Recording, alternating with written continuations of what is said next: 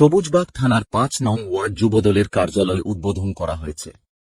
কার্যালয়টি উদ্বোধন করেন সবুজবাগ থানা বিএনপির আহ্বায়ক আশরাফুল রহিম। এ সময় বিশেষ অতিথি হিসেবে উপস্থিত ছিলেন বিএনপি নেতা ইলিয়াস বাবু। অনুষ্ঠানে আরও উপস্থিত ছিলেন ইতালির পিসা বিএনপির সাধারণ সম্পাদক আবু সুমন। তিনি আসন্ন নির্বাচনে প্রচারণায় অংশ নিতে বাংলাদেশে এসেছেন বলে জানান নেতারা। আমাদের আজকে ঢাকা মহানগর দক্ষিণের যুবদল যেভাবে আন্দোলন সংগ্রামে জড়িত ছিল তাদের অবদান শেষ করার মতো না।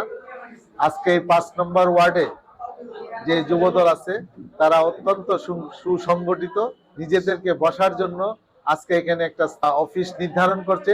সেই অফিসের আজকে শুভ উদ্বোধন ঘোষণা করবে।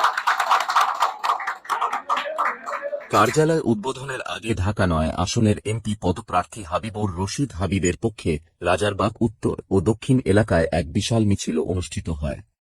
মিছিলটি আয়োজন করে ৫ নং ওয়ার্ড যুবদল এবং এতে বিপুল সংখ্যক এলাকাবাসী অংশ নেন। মিছিলে উপস্থিত ছিলেন বাংলাদেশ জাতীয়তাবাদী যুবদল সবুজবাগ থানার সাবেক senior vice president Abu Taher Manik, ৫ নং ওয়ার্ড যুবদলের আহ্বায়ক মোহাম্মদ হামিদুর রহমান জুয়েল, সদস্য সচিব শাহজাহান হোসেন সহ রাজারবাগ উত্তর ও দক্ষিণ এলাকার বিভিন্ন অঙ্গ ও সহযোগী সংগঠনের নেতৃবৃন্দ।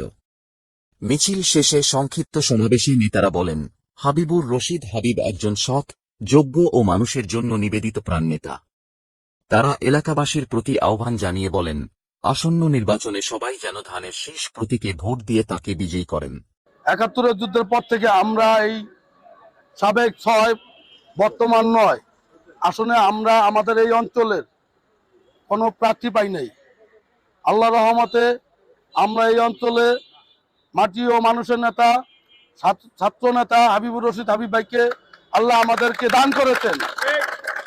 আমরা চাই আপনারা সবাই মিলেমিশে ধানের শীষে ভোট দিবেন। আমরা যতই হাবিব ভাইকে নেতা মনে করি, হাবিব ভাই কিন্তু আমাদেরকে ভাই হিসাবে মনে করে। আমরা হাবিব ভাইয়ের ভাই হিসাবেই ওনার নির্বাচনের প্রচারণা চালাবো এবং মানুষের দ্বারে দ্বারে যায় ভোট চাবো। আগামী ১২ তারিখ সকাল সকাল যেন সবাই নির্বাচনে ভোট দিতে সবাই আগ্রহী হয় এবং সবাই ভোট দিতে যায় এবং সবাই সবার দিক থেকে সজাগ থাকবো। আমার যুবদলের সহযোদ্ধা ভাইয়েরা সবার প্রতি আমার অনুরোধ রইল, সবাই নিজ দায়িত্বে হাবিব ভাইকে ভাই মনে করে সবাই হাবিব ভাইয়ের জন্য কাজ করবেন।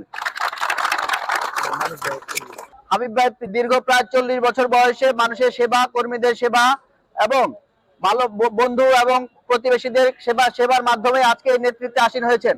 হাবিব ভাই এই দীর্ঘ পথ পাড়ি দেওয়ার পরেও তার আচরণে, তার কথায় তার একজন প্রতিবেশী ১ টাকা পরিমাণ ক্ষতিগ্রস্ত হয় নাই, তার সহকর্মী বৃন্দরা কোন রকম মনক্ষুণ্ণ হয় নাই তার আচরণে।